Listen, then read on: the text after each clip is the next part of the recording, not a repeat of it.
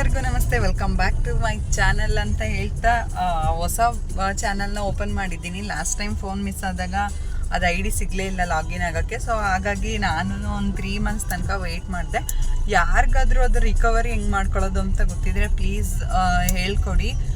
ನಾನು ಮೊಬೈಲ್ ಶಾಪಲ್ಲೆಲ್ಲ ತುಂಬ ಸರಿ ಕೇಳಿದೆ, ಬಟ್ ಆಗಿಲ್ಲ. ಸೊ ಹಂಗಾಗಿ ಬೇರೆ ಚಾನಲ್ನೇ ಕ್ರಿಯೇಟ್ ಮಾಡ್ತಿದ್ದೀನಿ.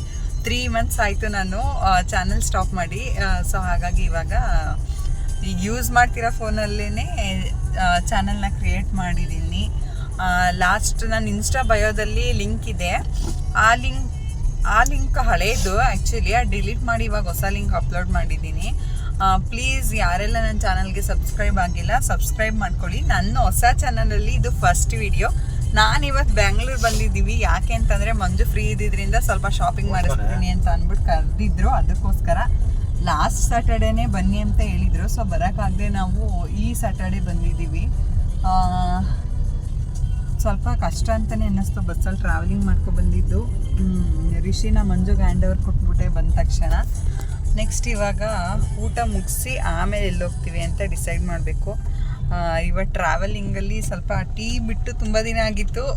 ಟೀನ ಅನ್ಎಕ್ಸ್ಪೆಕ್ಟೆಡ್ ಅಂತಲ್ಲ, ತುಂಬ ಹೆಡೇಕ್ ಇತ್ತು ಅಂತ ಕುಡಿದೆ.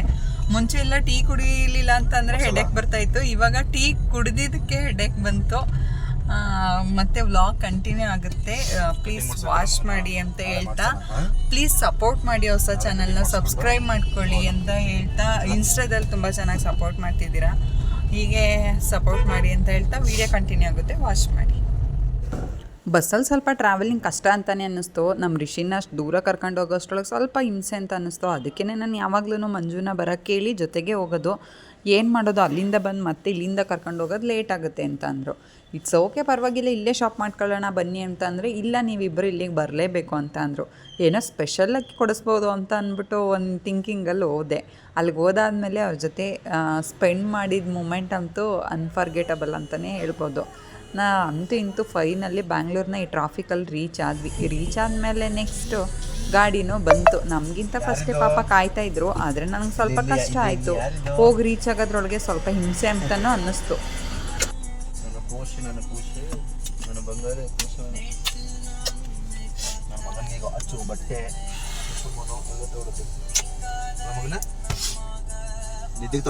ನಿಧಿಗೆ ಬೇಕಾ ಬೇಡ? ಬೇಕಾ ತಗೊಡದ ಅವ್ರಿಗೂ?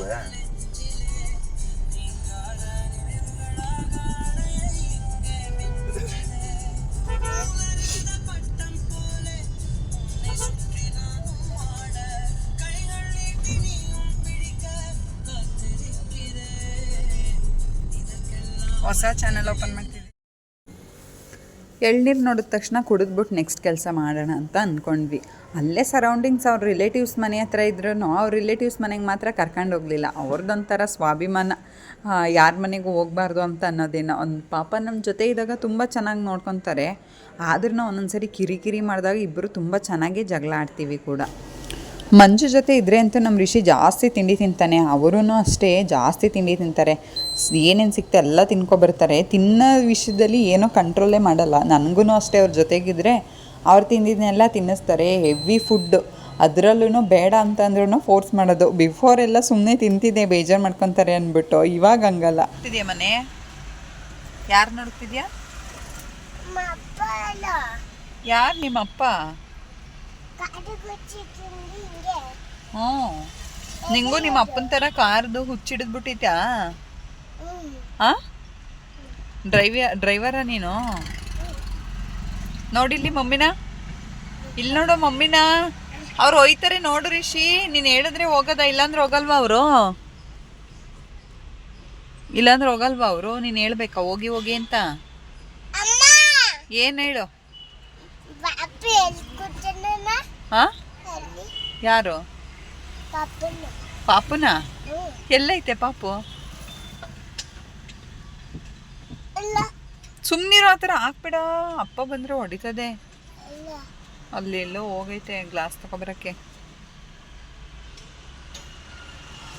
ರಿಷಿ, ಪಾಪು ಬೇಕಾ ಆಟಾಡಕ್ಕೆ? ಪಾಪು ಸಣ್ಣ ಪಾಪು ಮತ್ತೆ ಇಲ್ಲೇ ಕೂರಿಸ್ಕೊಳ್ಳೋದ? ಪಾಪನ ಎಲ್ಲಿಂದ ತಗೊಬರೋಣ ನಾವು? ಹಾಂ, ನಿದ್ದಿನ ಕರ್ಕೊಬರಣ ಊರಲ್ಲಿ ಇದ್ದಾಳಲ್ಲ ಮಗನೇ ಈಗ ಹೋಗ್ ಓ ಮೈ ಗಾಡ್ ಅಷ್ಟೊಂದು ಸ್ಪೀಡಾಗಿ ಹೋಗಿ ಕರ್ಕೊಬರ್ತೀಯಾ ಅಯ್ಯಪ್ಪ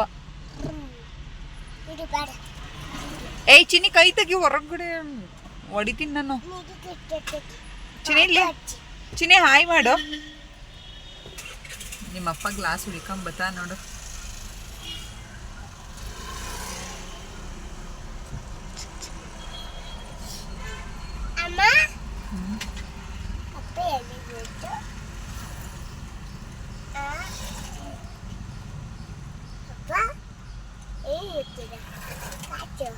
ಓ ತುಂಬ್ತು ಕಣ್ರಿ ತುಂಬ್ತು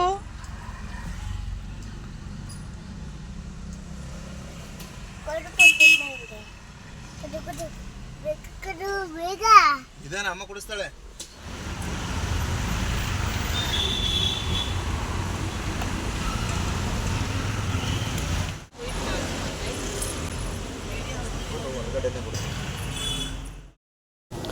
ಇದೇ ಶಾಪಲ್ಲಿ ಬಟ್ಟೆ ತೊಗೊಬೇಕು ಅಂದ್ಬಿಟ್ಟು ಮೊದಲೇ ಶಾಪ್ನ ನೋಡ್ಕೊಂಡಿದ್ದಾರೆ. ಇಲ್ಲಿ ಒಳ್ಳೊಳ್ಳೆ ಕಾಸ್ಟ್ಯೂಮ್ಸ್ ಇರೋದ್ರಿಂದ ನನ್ನ ಮಗಂಗೆ ಇದೇ ಶಾಪಲ್ಲಿ ಪರ್ಚೇಸ್ ಮಾಡ್ಬೇಕು ಅಂದ್ಬಿಟ್ಟು ಇಷ್ಟು ದೂರ ಕರ್ಕೊಂಡ್ಬಂದರು. ನಾನಿಲ್ಲಿ ಕಾಸ್ಟ್ಯೂಮ್ಸ್ ಎಲ್ಲ ನೋಡಿ ಒಂದು ಸ್ವಲ್ಪ ಲೈಕ್ ಆಯಿತು, ಬಟ್ ಆದ್ರೂ 1 to ಡಬಲ್ ರೇಟ್ ಇತ್ತು. ನನಗೆ ಹೊಟ್ಟೆ ಉರಿತಿತ್ತು ಅಂತಂದರೆ ಇಷ್ಟೊಂದು ದುಡ್ಡು ಕೊಟ್ಟು ತೊಗೋಬೇಕಾ ಅಂತ ಅಂದ್ಬಿಟ್ಟು ಹೊಟ್ಟೆ ಉರಿತಾಯಿತ್ತು. ಆದ್ರೂ ಇವರು ನನ್ನ ಮಗಂಗೆ ನಾನು ಎಲ್ಲಿ ನೋಡಿದ್ದೀನಿ ಅಲ್ಲೇ ತೊಗೋಬೇಕು ಅಂತ ಹೇಳ್ತಾಯಿದ್ರು. ಸೊ ಆ ವಿಷಯದಲ್ಲಿ ಸ್ವಲ್ಪ ಕಾಂಪ್ಲಿಕೇಟೆಡ್ ಅಂತಲೇ ಹೇಳ್ಬೋದು.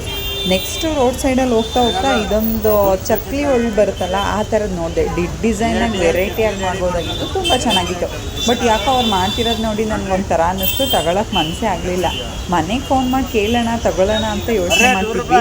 ಆಮೇಲೆ ನಾನೆನ್ನೆ ಬೇಡ, ಸುತ್ತಾಡಿದ್ದು ನನಗೆ ಗೊತ್ತಾಯಿತು, ಗಾಡಿನ ಒಳಗಡೆ ಪಾರ್ಕ್ ಮಾಡೋಕ್ಕಾಗಲ್ಲ ಅಂದ್ಬಿಟ್ಟು. ಸೊ ಮೆಜೆಸ್ಟಿಕ್ಕಲ್ಲೇ ಗಾಡಿ ಪಾರ್ಕ್ ಮಾಡಿಕೊಂಡು ರ್ಯಾಪಿಡೋ ಬುಕ್ ಮಾಡ್ಕೊಂಡು ಸೀದಾ ಚಿಕ್ಕಪೇಟೆ ಒಳಗಡೆ ಎಂಟ್ರ್ ಆದ್ವಿ. ನಡೆದಾಡೋದೇ ಕಷ್ಟ ಅಂತ ಅನ್ನಿಸ್ತಿತ್ತು. ಒಳ್ಳೊಳ್ಳೆ ಕ್ವಾಲಿಟಿ ಪ್ಯಾಂಟ್ಗಳಿದ್ದೋ, ಬಟ್ ಏನಂದರೆ ಕಲೆಕ್ಷನ್ ಸ್ವಲ್ಪ ಕಡಿಮೆ ಇತ್ತು. ಸೊ ಹಾಗಾಗಿ ನೆಕ್ಸ್ಟ್ ಟೈಮ್ ಪರ್ಚೇಸ್ ಮಾಡಿದ್ರಾಯಿತು, ಟೈಮ್ ಇಲ್ಲ ಅಂತ ಅಂದ್ಕೊಂಡೆ.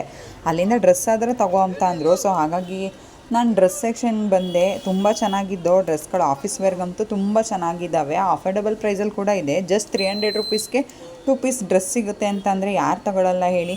ಪಾಪ ಮಂಜು ಅಂತೂ ನಾನು ಶಾಪಿಂಗ್ ಮಾಡೋವರೆಗೂ ರಿಷಿನೇ ಎತ್ಕೊಂಡು ಈ ಥರನೇ ಹಿಂದಿಂದೇನೆ ಬರ್ತಾಯಿದ್ರು. ಏನಂತ ಅಂದರೆ ಮಕ್ಕಳನ್ನೆಲ್ಲ ಕರ್ಕೊಂಡು ಶಾಪಿಂಗ್ ಮಾಡೋದು ಸ್ವಲ್ಪ ಕಷ್ಟನೇ. ಫೈನಲ್ಲಿ ಭರ್ಜರಿಯಾಗಿ ಶಾಪಿಂಗ್ನ ಮುಗಿಸಾಕ್ಬಿಟ್ಟೆ. ಜರ್ಕಿನ ಚೆನ್ನಾಗೈತೆ ಅಲ್ವಾ?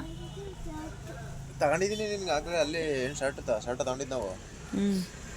ಎಲ್ಲೂ ಸಿಕ್ಕಿಲ್ಲ ಅಂದ್ರೆ ಮಗನೇ ತಲೆ ಕೆಡ್ಸ್ಕೊಬೇಡ, ಅಲ್ಲೇ ಹೋಗೋಣ. ಅಲ್ಲೇ ಫುಲ್ ಅವತ್ತಿನ ದಿನ ಎಲ್ಲ ನನಗೇನಪ್ಪ ಶಾಪ್ ಮಾಡೋದು ಅಂತ ನಾನು ಯೋಚನೆ ಮಾಡ್ತಿದ್ರೆ, ಮಂಜು ಬರೀ ರಿಷಿಗೇನು ಶಾಪ್ ಮಾಡೋದು ಅಂತ ಯೋಚನೆ ಮಾಡ್ತಿದ್ರು.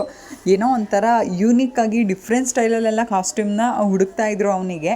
ನಾನು ಒಪ್ಪಿದ್ನ ಅವ್ರು ಒಪ್ತಾ ಇರಲಿಲ್ಲ. ಫೈನಲ್ಲಿ ಅವ್ರ ಮಗಂಗೆ ಇದೊಂದು ಜರ್ಕಿನ ಸೆಲೆಕ್ಟ್ ಮಾಡಿದ್ರು. ನನ್ನ ಮಗಂಗಂತೂ ತುಂಬ ಕ್ಯೂಟಾಗಿ ಕಾಣಿಸ್ತಿತ್ತು. ಅವನಲ್ಲೇ ಅವ್ರ ಅಪ್ಪನ ಜೊತೆ ಆಟಾಡೋಕ್ಕೆ ಸ್ಟಾರ್ಟ್ ಮಾಡ್ಕೊಂಡ್ಬಿಟ್ಟ. ಎಷ್ಟೇ ಬಟ್ಟೆ ಪರ್ಚೇಸ್ ಮಾಡಿದ್ರು ಮಧ್ಯದಲ್ಲಿ ನನಗೆ ಒಂದೊಂದು ಕೌಂಟ್ರ್ ಕೊಡ್ತಿದ್ರು, ನನ್ನ ಮಗಂಗೆ ಏನೂ ತಗೊಂಡಿಲ್ಲ ಅಂತ ಅಂದ್ಬಿಟ್ಟು. ನಾನು ಇವತ್ತಿನ ದಿನ ಫುಲ್ ಶಾಪ್ ನನಗೆ ಮುಗಿಸ್ಕೊಬಿಟ್ಟು ನಾಳೆ ರಿಷಿಗೆ ತಗೊಳ್ಳೋಣ ಅಂತ ಅಂದ್ಕೊಂಡೆ. ಬಟ್ ಇವರಿಗೆ ನಾನು ತೊಗೊತಿರೋದು ನೋಡಿ ನನ್ನ ಮಗಂಗೇನು ತಗೊಂಡಿಲ್ವಲ್ಲಪ್ಪ ಅಂತ ಕೋಪ ಬರ್ತಿತ್ತು ಅನಿಸುತ್ತೆ. ನನ್ನ ಮಗಂಗೆ ತುಂಬ ಕ್ಯೂಟಾಗಿ ಕಾಣಿಸ್ತಾ ಇತ್ತು ಜರ್ಕಿನು. ಸೊ ಹಾಗಾಗಿ ತೊಗೊಂಡು ಮನೆಗೆ ಹೋಗೋಣ ಬೇಡವಾ ಅಂತ ಯೋಚನೆ ಮಾಡ್ತಿದ್ವಿ. ಹೋಗೋಕ್ಕಂತೂ ಆಗಲ್ಲ, ಇವತ್ತು ತುಂಬ ಟಯರ್ಡ್ ಆಗಿದೆ ಓಡಾಡಿ ಅಂತ ಅಂದ್ಬಿಟ್ಟು ಫಸ್ಟು ಜ್ಯೂಸ್ ಕುಡಿತಾ ಯೋಚನೆ ಮಾಡೋಣ, ಗಾಡಿ ಹತ್ರ ಹೋಗೋಣ ಅಂತ ಹೋದ್ವಿ. ಆಟೋದವರೆಲ್ಲ 1 to ಡಬಲ್ ರೇಟ್ ಕೇಳ್ತಾಯಿದ್ರು. ನೈಟ್ ಆಗಿರೋದ್ರಿಂದ ಏನೂ ಮಾಡೋಕ್ಕಾಗಲ್ಲ. ಫಸ್ಟ್ ನಾವು ಸೇಫಾಗಿ ಮನೆ ಸೇರಿಕೊಂಡ್ರೆ ಸಾಕಲ್ಲಪ್ಪ ಅಂದ್ಬಿಟ್ಟು ಆ ಕಡೆಯಿಂದ ಸೀದಾ ನಮ್ಮ ಗಾಡಿ ಹತ್ರ ಹೊರಟ್ವಿ. ಅಲ್ಲಿಂದ ನಮ್ಮ ಅಣ್ಣವ್ರ ಮನೆ ಫೋನ್ ಮಾಡಿ ಬರೋಕ್ಕೆ ಹೇಳಿದ್ರು, ಇಷ್ಟೊತ್ತಿನಲ್ಲಿ ಟ್ರಾವೆಲಿಂಗ್ ಬೇಡ ಅಂತ ಅಂದ್ಬಿಟ್ಟು. ಸೊ ಹಾಗಾಗಿ ಸೀದಾ ಗಾಡಿ ತಗೊಂಡು ನಮ್ಮ ಅಣ್ಣವ್ರ ಮನೆ ಕಡೆ ಹೋದ್ವಿ. ಒಂದು ಫಂಕ್ಷನ್ ಇತ್ತು ಅಂದ್ಬಿಟ್ಟು ನಮ್ಮ ಚಿಕ್ಕಪ್ಪ ಚಿಕ್ಕಮ್ಮ ಎಲ್ಲ ಬಂದಿದ್ದರು. ಅವ್ರ ಜೊತೆ ಒಂದಿನ ಟೈಮ್ ಸ್ಪೆಂಡ್ ಮಾಡಿ ಫಂಕ್ಷನ್ಗೆ ಹೋಗಿ ಮದುವೆ ಊಟ ಎಲ್ಲ ಮುಗಿಸ್ಕೊಂಡು ಮನೆಗೆ ರಿಟರ್ನ್ ಆದ್ವಿ. ಇದಾಗಿತ್ತು ನನ್ನ shopping vlog. Love you all, bye bye.